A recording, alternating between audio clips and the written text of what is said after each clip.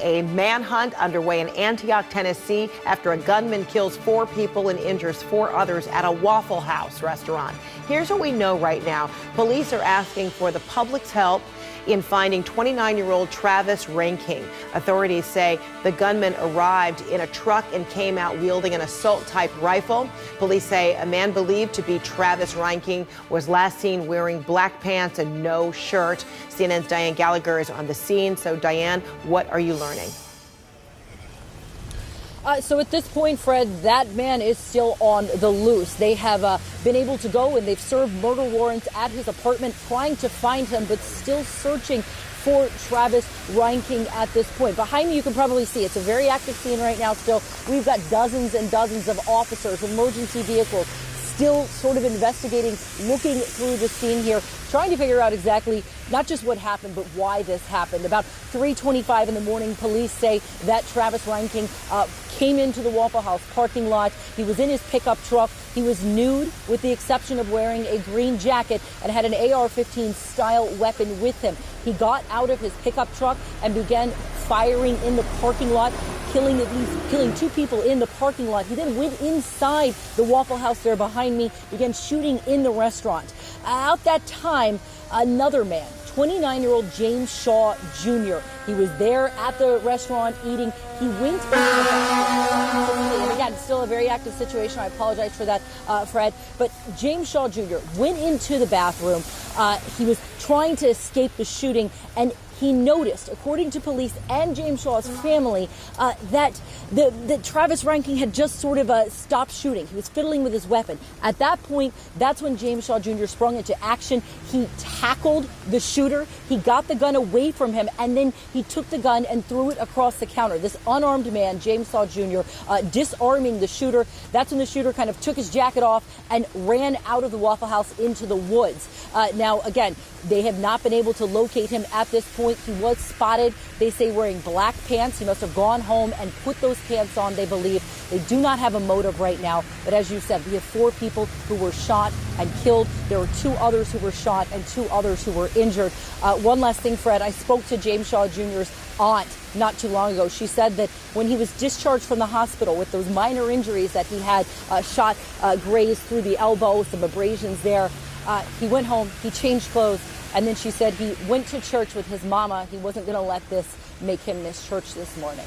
Wow, and all of that following those heroic acts that you described. Diane Gallagher, thank you so much for that. We'll check back with you for the latest updates. Meantime, Nashville's Democratic Congressman Jim Cooper took this opportunity to bring up gun control, tweeting, "Nashville woke up to devastating news. We mourn the innocent victims and thank our brave first responders. Many will say now is not the time to discuss change, but now is the time. We can and must do everything possible to prevent these tragedies and keep Americans safe." That starts with restricting widespread civilian access to military-grade assault weapons. That coming from the congressman. Authorities provided an update on the situation a short time ago, saying the carnage only stopped because of the heroics of that customer. Our hero in this matter is a 29-year-old man, a patron. You had a citizen step up to intervene with an active shooter, and that's what this man did. He is the hero here. And no doubt he saved many lives by wrestling the gun away and then tossing it over the counter and prompting the man to leave. All right. So again, all of that is underway with the investigation, and the heroics of that young man, James Shaw Jr., is being underscored. You saw the image of him earlier with the injury on his elbow. He was seen by eyewitnesses to tackle the gunman. I want to discuss all of this now with Chuck Cordero, who was there as a witness of this shooting as well. Chuck, first of all, how are you doing after all of this? I'm just exhausted, tired, just frazzled. So, Chuck, if you don't mind, just kind of take me back to in the early hours overnight and what happened from the start at your visit there at the Waffle House. I pulled in to the Waffle House to visit my buddies that worked there. I sat in my car for a minute because they were very busy. I guess me and the gunman pulled in at the same time. The cook, my buddy T, was outside smoking a cigarette, and he waved at me. I figured I would go talk to him while I waited. As I got out of my car, the gunman got out of his truck, shot one of the customers that was entering the restaurant, and then shot my friend as he was trying to get away. At that time, I dropped to the ground and was able to keep an eye on the shooter from underneath my car. I was just fearful that he was going to come around my car and try and get to me, but as I watched him, he fired a few shots through the window, and then he stepped inside the restaurant and started opening fire inside the restaurant.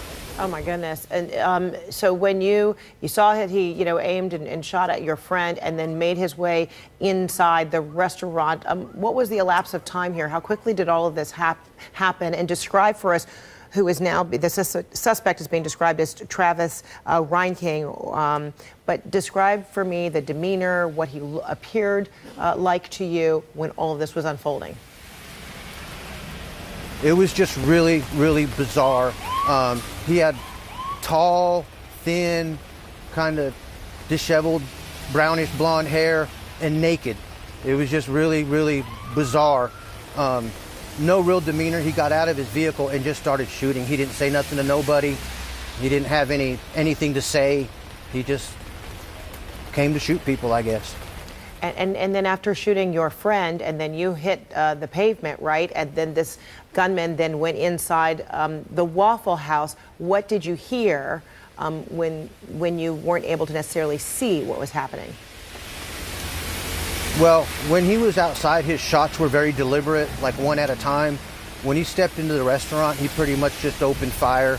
I heard a lot of shooting, but at that time, I was trying to distance myself from that restaurant. I was crawling on my hands and knees across the parking lot trying to get to safety. And then what about your friend?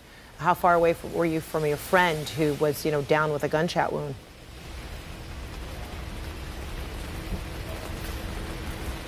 Maybe 20 yards, maybe less. And I know how difficult that was because you're trying to see how your friend is doing at the same time. You're trying to take cover. Describe for me what that moment was like for you. Well, I did not get a chance to get to my friend until everything was over and done with. Self-preservation, I pretty much stayed put until it got quiet. And at that time when I peeked up, James Shaw Jr. was wrestling with the gunman inside the restaurant. I saw the rifle go flying, and then I just ducked back down again, and at that time is when the gunman took off running. And you mentioned the rifle, went flying there in the restaurant. You were able to see that, and now perhaps putting, some of the pieces together, and we're looking at an image of a young man by the name of James Shaw Jr., who witnesses say actually tackled that gunman and was able to, stop what was happening. He's being described as a hero, and he's got this, wound on his elbow. Now that you're hearing some of the story behind why you saw that gun flying, what are your thoughts? He's a hero. I mean, 4 people died, and it could have been 4 times that many had he not done what he did. The gunman had more ammunition on him. He was definitely not interested in stopping. If James Shaw Jr. didn't step up and do what he did, this would have been a lot worse than it was. He is definitely a hero, definitely. James Shaw being described a hero. Chuck Cordero, thank you so much for your eyewitness accounts. And I know this is, you were quite shaken up for some time. Appreciate you bringing your side of events.